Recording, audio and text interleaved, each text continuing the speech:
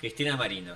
Cristina, eh, creo que la historia de la bioinformática en Argentina tiene su nombre por todos lados, al igual que de muchas otras personas, pero Cristina fue la primera presidenta de la Asociación de Bioinformática. Por ahí fue había mucha gente sosteniendo, poner la cara siempre te ponen un nivel de exposición, sobre todo de una disciplina tan nueva y que todo el mundo decía que era el futuro y demás. Creo que fue mucha responsabilidad y a mi parecer, y creo que muchos coinciden, lo hizo muy bien. Cristina es como una especie de mamá, aparte que es madre, tiene sus propios hijos, pero a mí en particular Cristina me ha dado consejos cuando los necesité, cuando no también, pero siempre fueron bien recibidos. Me ha tirado las orejas, me ha llamado a un rincón para retarme cuando me lo merecía, porque bueno, como digo, soy a veces un poco complicado.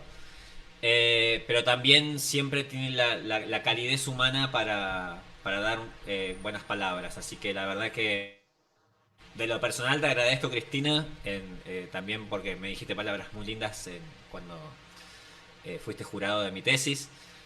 Ahora la voy a presentar más en lo científico. Cristina Marino es investigadora del CONICET, es investigadora independiente, es la jefa, independiente o principal, perdón, Principal. principal del CONICET, es la jefa del grupo de bioinformática estructural en el Instituto del Luar. Ella obtuvo su grado en biología en el 1990 y un máster en ciencias biotecnológicas en el 92, su doctorado en ciencias biológicas en el 96 en la Universidad Autónoma de Barcelona, en España.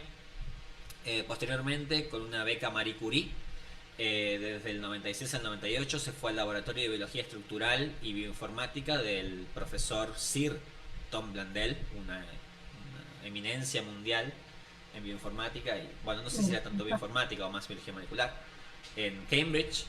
Allí estuvo como postdoc y luego ahí es donde se me pierde un poco, pero la historia me la podés contar un poco más. Estuvo por la India, creo que renunciaste al CONICET y después volviste, pero en fin, tiene una carrera extensísima y variada. Y bueno, Cristina, estamos todos muy felices de que hayas aceptado cerrar este día y te escuchamos. Tomate el tiempo que quieras, bueno, dentro de los 40 minutos, No, no, no, voy a 35, una intentar. hora, pero te escuchamos. Gracias por venir. Bueno, gracias por tal presentación. Creo que sabes más de mí que yo misma. No sé cómo lo lograste, pero bueno, la verdad es que yo me siento halagada de que me hayan llamado para poder hablar en este hermoso simposio que han armado. Bueno, empiezo. Me he dado cuenta durante todo el día que hablamos todos todo el tiempo de lo mismo, en lo personal y en lo científico. Yo he armado una presentación más o menos de historia de la asociación, pero he ido siempre de la mano del RCG, de hecho, con caminos muy entrelazados y muy similares, y bueno, haciendo también un poquito de reflexión en estos primeros 10 años de recorrido. Este fue el origen para mí de la asociación. Acá está Dieguito, Nico, Gustavo, Silvina, Sebastián. Bueno, este fue el primer workshop de biología computacional de proteínas que lo organizó Gustavo Parisi en la UNCI, cuando todavía no éramos asociación, éramos un puñado de gente que más o menos usaba la compu y estudiaba proteínas. Y en este congreso, congreso, workshop, encuentro, como se llame, había 90 personas, me acuerdo muy bien de ese número. Y dijimos, 90, ya somos una sociedad. Y ahí fue como el granito, como que nos pudimos juntar y de ahí fue el germen para que digamos, sí, tenemos que tener una sociedad, tenemos que tener una sociedad. Y bueno, tuvimos el empuje y el coraje y las ganas de hacerlo, ¿no? Pero para mí este fue el nacimiento. Eh, de ahí hubo como varias etapas, no todas muy agradables y no todas muy simples. Fue gestar, ¿no? Como llevar a cabo esto de la sociedad, que no somos científicos, no tenemos idea de muchas cosas y nos tuvimos que remangar, por ejemplo, para escribir un estatuto.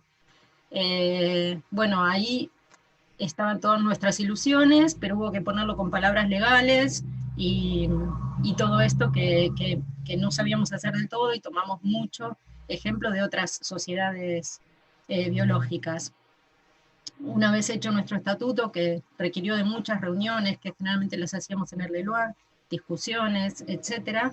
Esta es la parte legal, pero había cosas que queríamos que sucedan, como por ejemplo que sea una sociedad muy abierta, de mente, que sea federal, pues un montón de, que sirva para educación, un montón de conceptos que no están reflejados en los estatutos que teníamos en mente.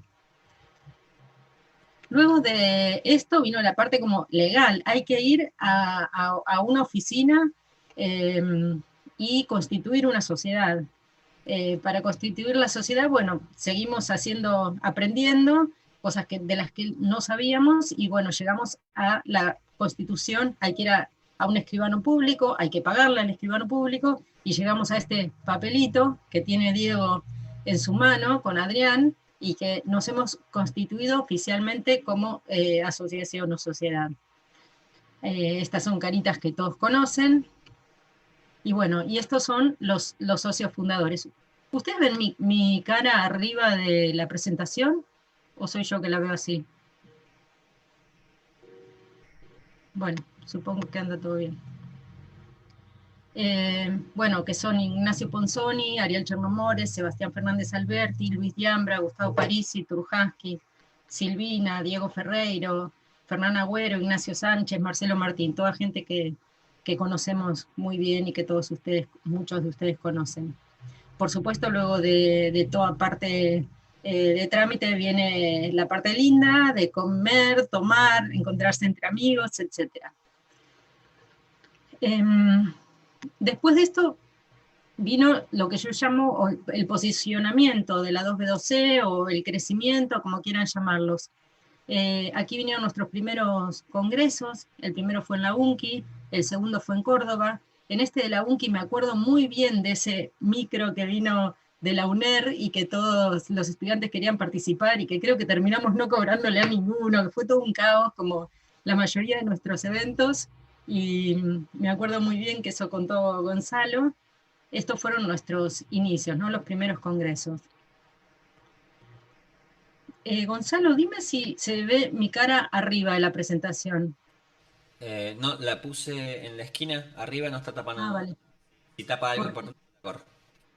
bueno, eh, bueno, los próximos congresos se cumplió nuestro deseo, que fuera federal. Hasta ahora lo venimos cumpliendo súper bien, porque después del primero en la UNCI en Buenos Aires, se hizo en Córdoba, en Oro Verde, en Rosario, en Bariloche, Bahía Blanca. Hubo otra vez uno en Capital, pero unido a la ISCB, la Sociedad Internacional, pero la parte de América Latina. Hemos ido a Posadas, Mar del Plata. Este año no tuvimos congreso y se planea que el del próximo año sea en Corrientes. Creo que como soy lenta se me pasan solas. Bueno, así que ojalá que esto lo podamos seguir manteniendo. Es importante que sea federal, o sea, que se lleve a distintos lugares, porque casi todo pasa en Buenos Aires, y pensamos que al llevarlo a otras ciudades y provincias, tal vez concurre menos gente, pero le damos la oportunidad a personas, concurre más gente local, o sea, personas que no hubieran ido a un congreso de bioinformática, pero por ahí hacen algo parecido en biología y pueden aplicar algo. Es como llevarles un poquito a la bioinformática para que para muchos sea un puntapié inicial o exploren qué es eso. Y sobre todo eso, hay muchas personas que no se trasladarían a Capital o no tienen los medios para un congreso, y así lo acercamos a la gente de distintas provincias. Luego hemos ido posicionando lo que yo llamo, o como sea, madurando la asociación. Por ejemplo, en educación, hacemos por quinto año consecutivo, este verano estuvo la escuelita de bioinformática, que es de la asociación y generalmente se hace en FIL. FIL es la Fundación Instituto Leluar. En esta es muy de formación, o sea, se dan herramientas básicas, generalmente R, Python, bases de datos, y en verano está puesto a propósito porque generalmente las becas CONICET empiezan en abril, entonces tener una pequeña formación en febrero, marzo, nos parece que viene bien. Son muy concurridas, siempre la queremos hacer para 40 personas y siempre aceptamos 60 porque somos muy blanditos. Y bueno, ha habido años que se anotaron 240 personas. Eso fue excepcional, pero entre 80 y 90 personas se anotan y hay que decirle a algunos que no los podemos atender. Y además de eso, hay diversos cursos en muchos lugares que tienen el aval o son dictados por la asociación. Este es un tema que les voy a mencionar muy rápidamente, sin ánimos de entrar en controversias. ¿Por qué digo, nos han convocado del Ministerio de Ciencia y para un tema que es la soberanía de datos y tecnología? Hay un software, GENIS, que ha desarrollado un consorcio público-privado con investigadores de la UBA, del CONICET en general, del Instituto Leluar, y como acá ven, aparece la Asociación Argentina de Biología Computacional. Les muestro esto porque GENIS es un programa de código abierto que es para comparar DNA de hallado en escenas de crimen y permite mejorar la búsqueda de personas. Nació como una necesidad de todas las partes que hay en Consejo de Procuradores, fiscales, asesores generales de la República, etcétera, que se han acercado, en este caso la Fundación Sadowski, mostrando la necesidad de tener un software que realice estas funciones. El software se empezó a gestar en el 2014, lo terminaron, y aquí les pego una parte de un artículo de diario, no son mis palabras, son las de Gustavo Sibila, de la Fundación Sadowski, que fue el responsable del proyecto, y aquí hay una controversia o contradicciones, o como se quiera llamar, entre utilizar para esta función el programa GENIS de desarrollo local, de código abierto, como les dije, nuestro, versus usar un programa que se llama CODIS, que es un software cerrado, propiedad del FBI, y con lo cual esto nos traía que se lo entregarían a la Argentina de forma completamente gratuita, pero tiene este problema de como ser código cerrado y pertenecer al FBI, Estados Unidos tendría potencialmente los datos genéticos de Argentina. A la vez, si bien era gratis, estábamos obligados a comprar los materiales para realizar los ensayos a 2 empresas de Estados Unidos. Mientras que GENIS es absolutamente lo opuesto a todo esto. Nos daría, los datos no saldrían de aquí, no trae este problema de hardware, etcétera. Es de código abierto, con lo cual se puede seguir desarrollando, etcétera. Bueno, sin ánimos de entrar en controversias ni técnicas, ni científicas, ni políticas, bueno, hay un problema entre usar el código del FBI o de Estados Unidos y el local. Por suerte, hasta donde yo sé, hay 16 provincias que usan GENIS, y además por conocimiento de las personas que lo desarrollaron, hasta dicen que GENIS funciona mucho mejor que CODIS. Esperemos que termine siendo el software de utilización general en la Argentina. Y por ejemplo, que la A2B2C haya sido convocada para este evento, a mí me parece súper valuable, porque realmente que te tengan en cuenta a nivel del ministerio como asociación y como capaz de realizar esta función, a mí me pareció maravilloso. Aquí fue la firma de cesión a las provincias del software, pero el rol que le daban a la Asociación Argentina de Bioinformática era el acuerdo de supervisión de la validación. Hicimos un acuerdo firmado con las partes legales que eso lleva, para que nos otorgaban que hiciéramos la supervisión de la validación del software. Me parece extremadamente importante para la asociación. Bueno, aquí estaba la firma esa en el ministerio, con el ministro de ese momento, Lino Barañao, se ve poquito porque es bajito, y yo como representante de la asociación. A partir de eso se hicieron cursos de bioinformática forense. Quiero que estas palabras les queden resonando. O sea, hay muchos campos de aplicación. Uno es la bioinformática forense, que está muy poco desarrollada.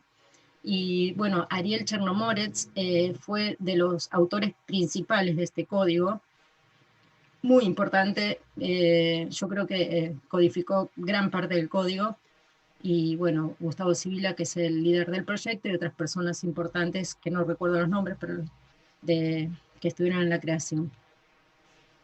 Otro acontecimiento que a mí me parece muy valioso es que se ha acercado a la Asociación de Bioinformática el ANMAT. Para los que no saben, es la Administración Nacional de Medicamentos, Alimentos y Tecnología Médica. O sea, todo medicamento tiene que ser aprobado por el ANMAT.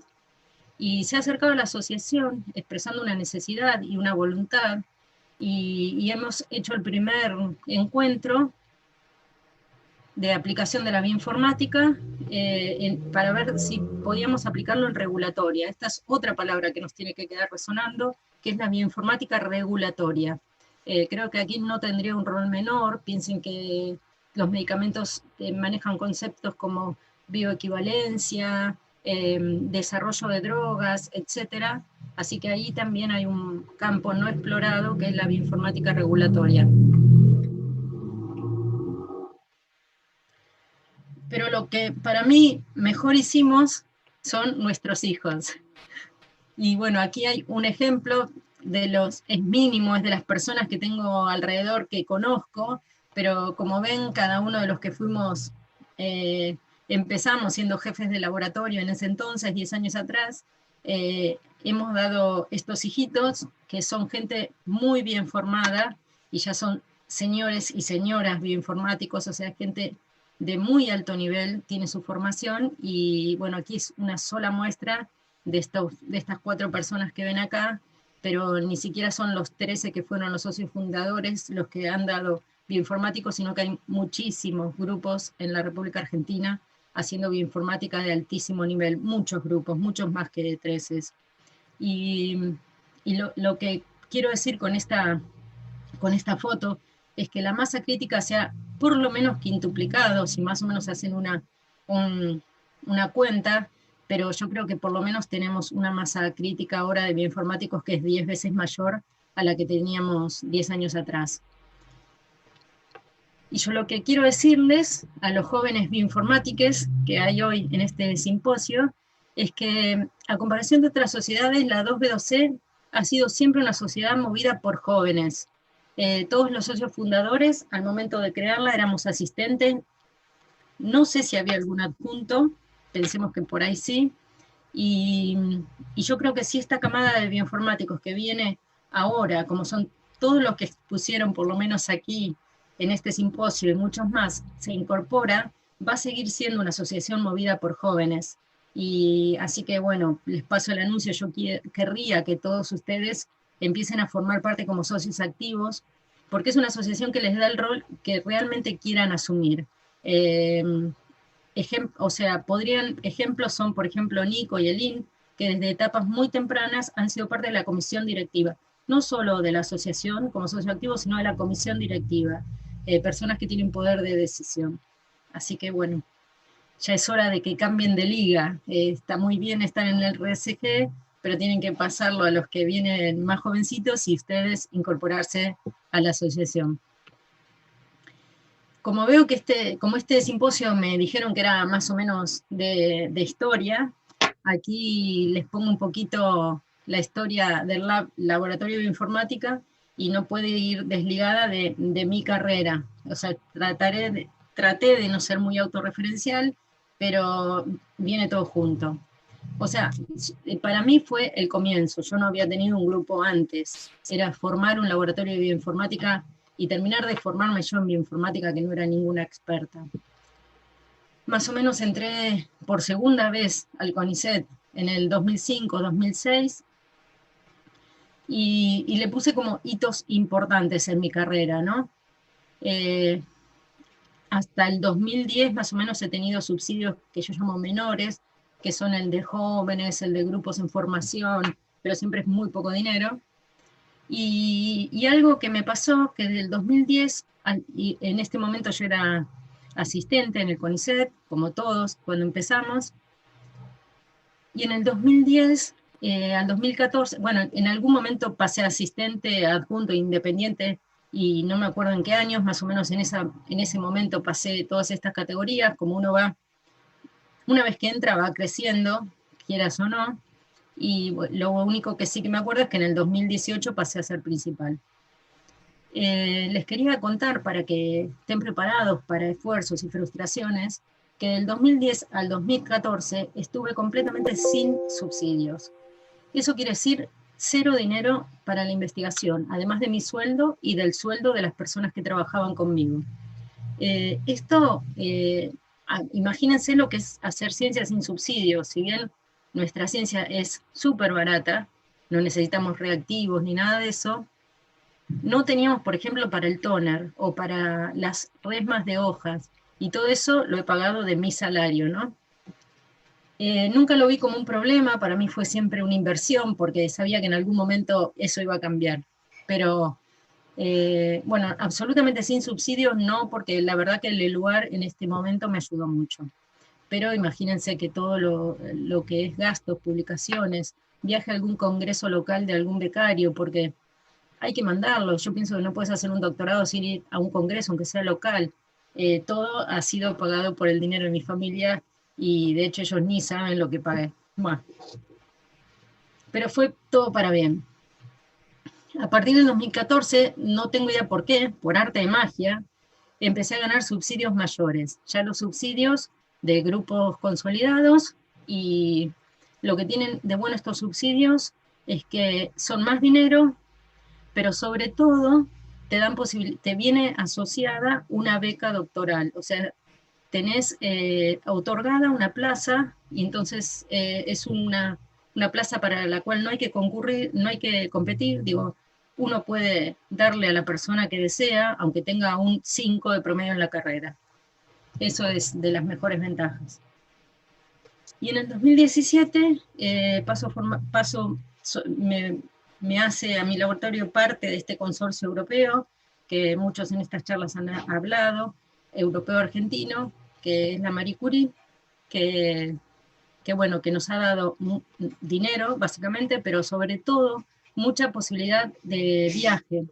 Entonces todos nuestros estudiantes de doctorado, postdocs o investigadores, o sea, toda la gente del grupo, viaja mucho, pero no solo por viajar, sino que tienen la posibilidad de trabajar en otros laboratorios con recursos, con gente muy formada, poder asistir a congresos internacionales. O sea, para mí es algo invaluable esta posibilidad de mandar a la gente a hacer estas estadías.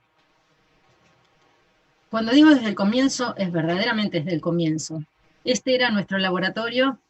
Una cosa que no les dije, que para mí también me cambió bastante la vida, es que en el 2010 entré como jefa de grupo en el Instituto Leluar. Este fue el comienzo, perdón. Este era nuestro laboratorio, compartido por Ariel Chernomorets y yo. Esta es la oficina de Ariel actualmente, esta es la mía, y aquí se ubican los investigadores de ambos grupos juntos. Y bueno, cuando nos incorporamos en el Leluar no estaba terminado, acá pasó mi gata, no estaba terminado, tuvimos que esperar a poder ocuparlo. Y ahora les voy a contar un poquito de mi trayectoria científica. Mi laboratorio es de bioinformática estructural hasta el momento. Este es como estamos compuestos hoy, más una persona, Álvaro, que falta en esa foto, siempre falta uno en la foto. Y tenemos como 4 ejes fundamentales. Uno es el que tratamos de estudiar la estructura, función y evolución de proteínas, como el más básico. Generamos muchas herramientas bioinformáticas. No es el foco, pero sí terminan siendo todas las investigaciones, o gran parte de las investigaciones terminamos poniéndolo al servicio de la comunidad a través de un software, una base de datos. Luego tenemos una pata en cáncer, y a partir de este consorcio, esperen, voy a hacer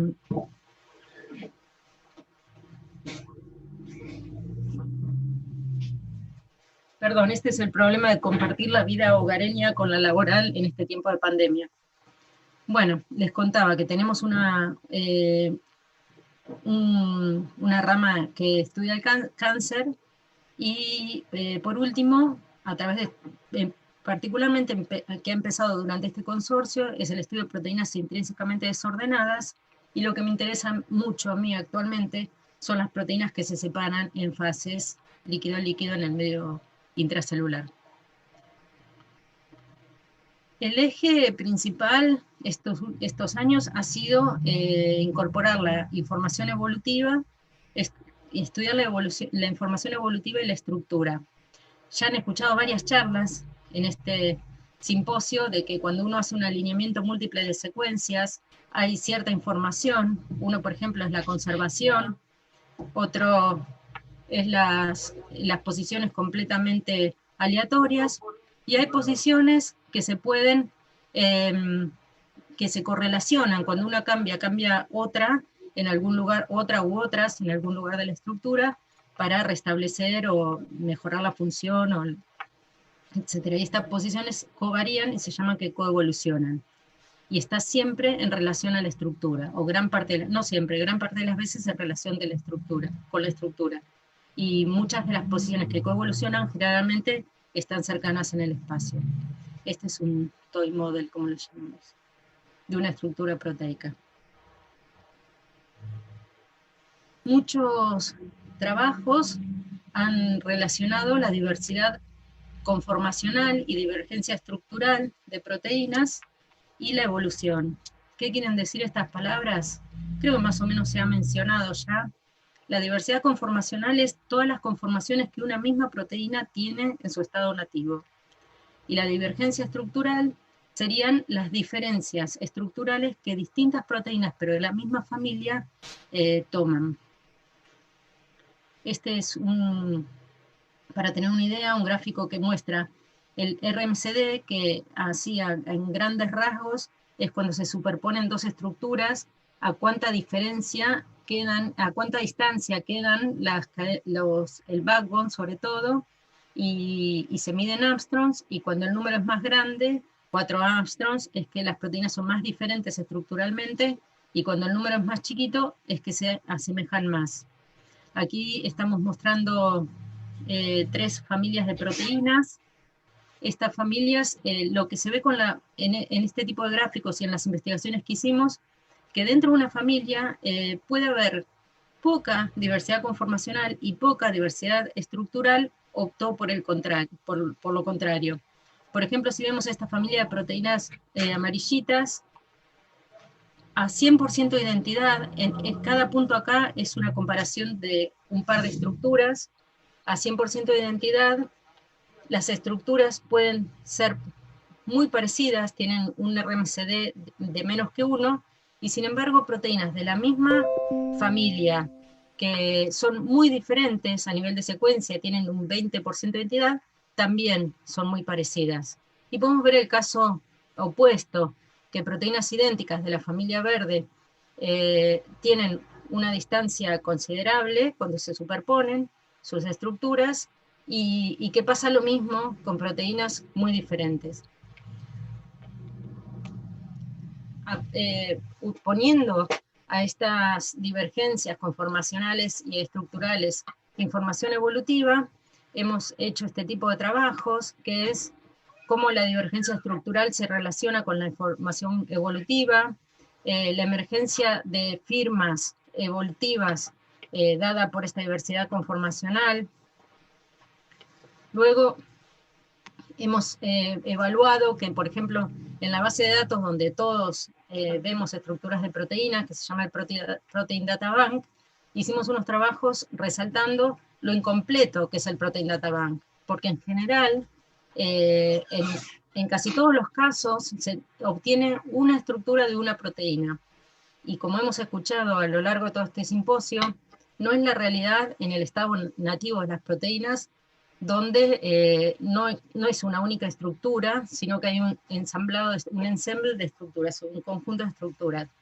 Casos graciosos son por ejemplo, si yo tomara una sola estructura de esta proteína, sería esta, pero sin embargo, si tomo todo el ensemble de todas las posibilidades que tendría en el estado nativo, veríamos algo como así. Esto está en el PDB. Este también es un caso divertido y más estructurado, Sin embargo, si vemos todas las conformaciones que se encontraron, lo veríamos así, la roja está puesta acá. Y hay otras proteínas que, si bien varían menos, como vemos que se solapan bastante las distintas estructuras, tienen partes que, sin embargo, hay variabilidad. Entonces, en estos trabajos pusimos de manifiesto lo incompleto que está el PDB, porque aunque tengamos una proteína, nos faltan todas sus posibles conformaciones. Luego hemos usado información evolutiva para estudiar la interacción proteína-proteína. Se han sacado conclusiones interesantes, como que hay firmas evolutivas en las interfaces de proteínas, y en principal acá hay cierta conservación, pero hay también coevolución de residuos. Y luego pasamos a la parte de herramientas bioinformáticas que hemos podido poner a servicio de la comunidad. Este Mitos es un marco, porque es un conjunto de softwares que principalmente hecho por Diego Sea y colaboradores, pero que hace que el manejo de toda secuencia, estructura y mapeo entre distintas bases de datos sea más sencillo. O sea, uno puede trabajar con todo este tipo de análisis que nosotros hacemos, que mucho ya está armado, está hecho por módulos y hace que el manejo de secuencias y estructuras sea muy sencillo. Esto está en la web a disposición. Otra herramienta que hicimos, pero si se dan cuenta, como que las herramientas surgen de los estudios básicos primeros. Otra herramienta que hicimos es el que se llama, un servidor que se llama Mystic, que es Mutual Information Server to Infer Coevolution. Es un server que uno le da una proteína o un alineamiento múltiple de proteínas y nos calcula la coevolución entre residuos. La salida es un tipo de gráfico como este, que le llamamos circos, que aquí está la secuencia de la proteína, y cuando hay un link es que este aminoácido ha coevolucionado de alguna manera con este. Le agregamos información de conservación, que sería el color que tiene por alrededor el circos, y muchas otras cosas que no voy a entrar en detalle. Como la coevolución, si bien es de a pares de aminoácidos, termina siendo una red, entonces vemos la red y lo podemos mapear en la estructura, distintas cosas que vemos. Este es Mystic, y Mystic, el algoritmo que trabaja detrás, es un cálculo de información mutua que desarrollamos en el laboratorio. Luego también hicimos la base de datos, el server ICOMS, que ICOMS calcula la coevolución entre proteínas, ya no dentro de una sola cadena, sino entre cadenas. Lo que tiene interesante ICOMS nace de un enojo, verdaderamente, porque cada método de calcular coevolución entre interfaces dice que es el mejor. Así estaba el de Baker, que era el mejor, está el de Deborah Marx, que es el mejor, está el de Shows, que es el mejor. Y lo loco es que si uno corre el mismo complejo de proteínas, con el mismo alineamiento múltiples de secuencia, los tres dan resultados diferentes. Sin embargo, todos son los mejores. Y entonces salió este server para decir, ¿cómo hacemos para poner los tres uno al lado del otro y ver qué resultados dan? Porque uno se corre en un server, otro en otro server y otro en otro server. Entonces, ¿cómo podemos ver los 3 o 4 métodos state of the art que se llama juntos, o incluso combinarlos en un solo dibujo, en un solo lugar? Y así fue como hicimos ICOMS, que básicamente es poner los cuatro métodos más usados en ese momento, que el de Bakers, el de Mars y el de Jones, que se llaman CCM-PRED, PLM-DCA, y el nuestro, en un server, y nos calcula coevolución. Pero podemos comparar métodos, lo podemos comparar de esta manera, poniendo uno al lado del otro. Por ejemplo, este es Mutual Information y este es DSA, pero también los podemos combinar, podemos como superponer los circos y ver que por dónde se asemejan, o podemos ver que hacer, por ejemplo, tomar en consideración aquellas coevolución que lo pueden dar los tres métodos. Podemos hacer distintas cosas, pero todo lo elige el usuario. Luego vino la evolución de Mystic. No sé si se acuerdan, pero en Mystic yo les dije que era nuestro método el que calculaba. Bueno, a lo largo de los años ha habido métodos que superaron a los nuestros, que son mejores. Entonces, también hicimos un servidor donde ponemos 4 métodos a disposición, con la misma idea. La gente puede compararlos, puede calcular con el que quiera, puede calcular con los 4 y puede ver los resultados. Y el output es más o menos el mismo, nos da un logo de secuencia, o sea, nos dice cuáles están más conservadas. Acá la red está pintada por el valor de conservación de los aminoácidos, rojo más conservados, celeste menos. Eso lo podemos ver en una estructura, y por ejemplo acá vemos que donde hay un sitio catalítico, no casualmente los residuos están más conservados. Vemos también este output de circos, que es bonito, la red, y la red aquí está pintada por otra característica. También es un server, es más nuevito Mystic. Creo que la publicación fue el 2019, perdón, no, 18. Y también está a disposición. Por último, por último, no tan último, está en nuestra pata, nuestra rama de estudio del cáncer. Esta diapositiva la puse hoy mientras hablaba Cristina Orengo. ¿Por qué? Porque todo lo que mostraba a mí me sonaba súper familiar. Y por ejemplo, esta es una captura de pantalla de ella cuando estaba hablando. Vio que en las quinasas había ciertos hotspots, o sea, lugares más mutados, más propensos a ser mutados. Y acá es como los hotspots, donde está la secuencia de la proteína, está más mutado, qué lugares hay más mutado. Esto fue publicado en el 2016. Y a mí me sonaba, pero nosotros hicimos lo mismo. Y si ven, este es un paper del 2013 nuestro, donde veíamos los mismos hotspots en la misma proteína, en las quinasas, en la familia de proteínas quinasas. Si se fijan, estos hotspots que nosotros vemos acá, representados con el ribbon más gordo, son estos mismos de acá. Estos que ella ve más secundarios acá, son estos nuestros de acá. O sea, una investigación muy similar hecha unos 3 años antes. De mala nomás, quise ver dónde lo publicaron y miré el factor de impacto y era 2,4.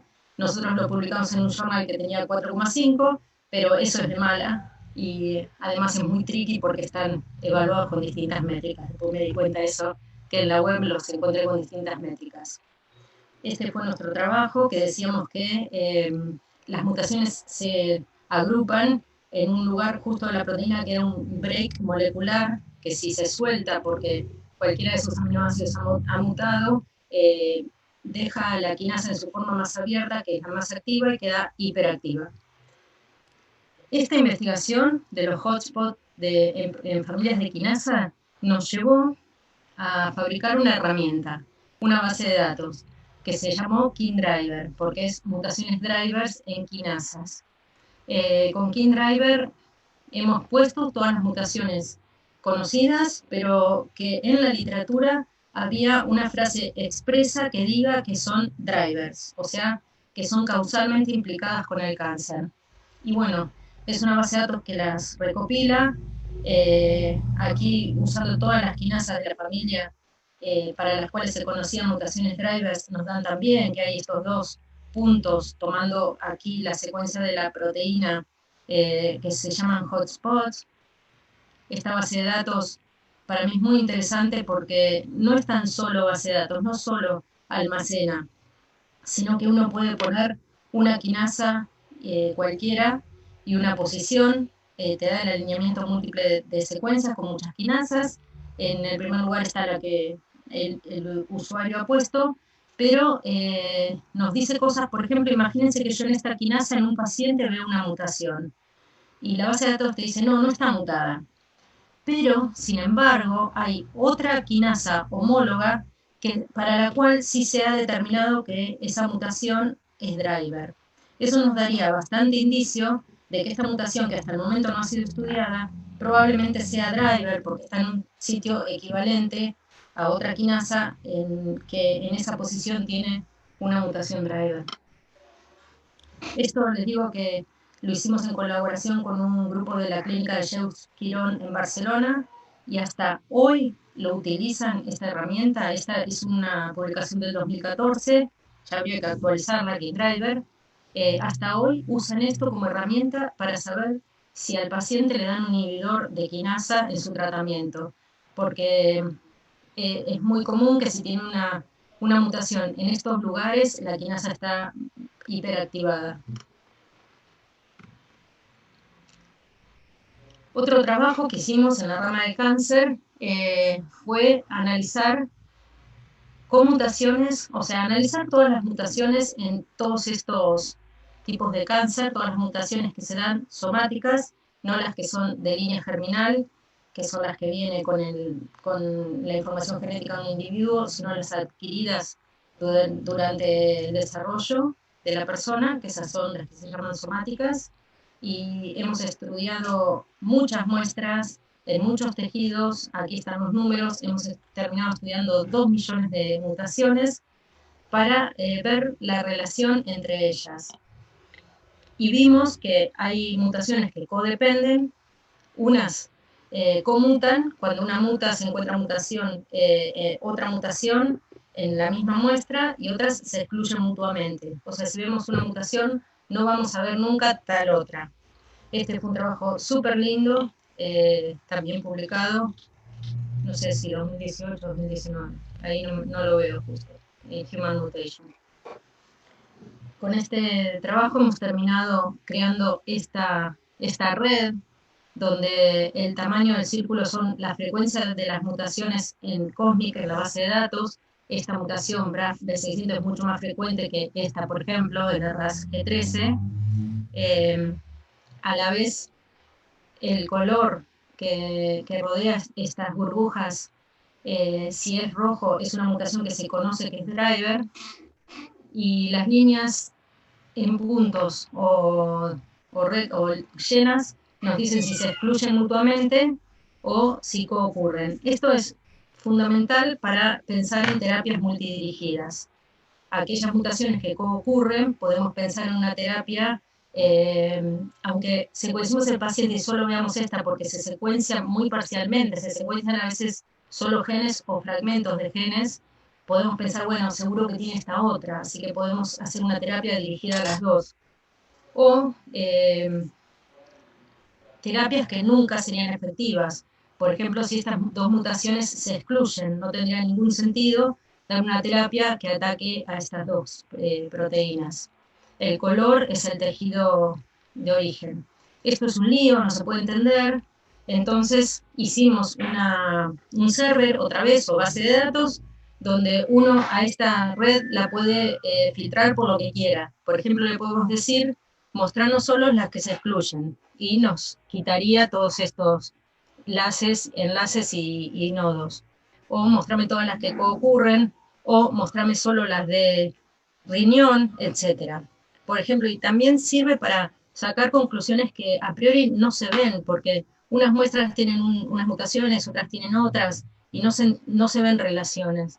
Por ejemplo, en riñón se da esto que le llamamos cliqué, es que todas estas mutaciones están ligadas con todas y todas ocurren, y que pensamos que probablemente esto le dé un efecto sinérgico y vaya evolucionando la enfermedad o, no sé, conclusiones que pueden sacar los médicos o quien estudie ese cáncer en particular. Nos sirve para dos cosas, ver esto de las terapias multidirigidas, proponer, y también para saber, hay mutaciones que se conoce que son drivers, que son las de círculo rojo, y hay otras que no se conocen, que sean drivers, que las pusimos en círculo, con un círculo verde, pero que vimos de estudiar esta red, que tienen características de red muy similares. Entonces son drivers que nosotros sugerimos. Esto es para que alguien lo tome y haga el estudio experimental, pero probablemente sean nuevas dianas de tratamiento. Entonces, lo que sirvió este trabajo fue en que podemos sugerir mutaciones posiblemente drivers en búsqueda de dianas nuevas de tratamiento, y la otra es que la otra conclusión era la que les conté, referida a las terapias multidirigidas. Bueno, ahí les hice un recorrido como de los últimos años, de los últimos, no sé, 5 años más o menos, 6 años. Terminamos la parte científica y ahora quiero, digamos, la parte motivacional. Habrán escuchado muchos esta frase que se dice muchísimo, que es publish or perish. Así es como está el sistema científico hoy: publica o mueres, porque sinceramente si uno no publica, no se obtienen subsidios, becarios, etcétera, subsidios internacionales.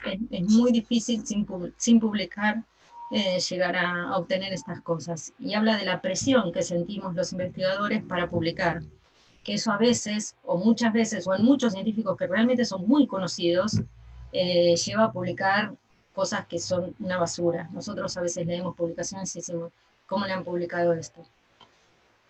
Y a mí, más que esta de Publish or Perish, me gustaría que se queden con esta frase. Este es un comentario, un editorial que salió en Nature Reviews Chemistry, y es de un científico muy conocido, Helmut Schwarz, que dice acerca de la utilidad de investigaciones inútiles, de conocimiento inútil, y habla, no tiene pérdida. Es muy bonito este artículo, que habla de la investigación básica, cuando hay como una ola en decir que la investigación tiene que ser aplicada. Él defiende mucho que la investigación básica, la investigación tiene que ser básica, la aplicación puede o no venir después, pero generalmente viene, ¿no? Pero si no hay investigación básica, no hay nada más. Y lo que él dice es que la apuesta más segura que podemos hacer en este juego es darle a las mentes brillantes subvenciones y libertad para soñar a lo grande. Y a mí esta es la frase que me gustaría que se queden, que es Dream Big. Tengan sueños grandes. Personalmente trato de hacer un equilibrio, porque sin publicaciones ya sabemos que no va, y tampoco publicar pavadas, ¿no? Pero bueno, de cierta manera, para estar en el sistema científico hay que pensar en un equilibrio. Acá quiero agradecer a las personas que me acompañan. Este ha sido el laboratorio de bioinformática. Algunos están, algunos ya no están en el exterior o en otros laboratorios. Acá es el Instituto Leluar. Y agradezco también al doctor Ariel Chernomorets, que es mi compañero de habitación y de charlas, y a todo su grupo, verdaderamente que son bellísimas personas. Al doctor Miguel Ángel Molina, que es mi colaborador en el Hospital de Jeux Barcelona. Y bueno, estas son mis bases de financiación. Por último, a todos ustedes, muchas gracias por su atención. Y lo ultimísimo que me gustaría contarles es que estoy buscando postulantes para hacer una tesis de doctorado, con una beca que ya tengo otorgada, que lo que espero de esto es para estudiar proteínas de separación de fases e interacción proteína-proteína en este conjunto tan particular de proteínas de interacción que se separan de la fase líquido en otra fase líquido-líquido en el medio celular. Y lo que espero de esa persona, básicamente, que tenga pasión y compromiso, y después se valorarán otras capacidades como estadística, R, programación, etc. Si alguno tiene ganas, me escribe a este mail.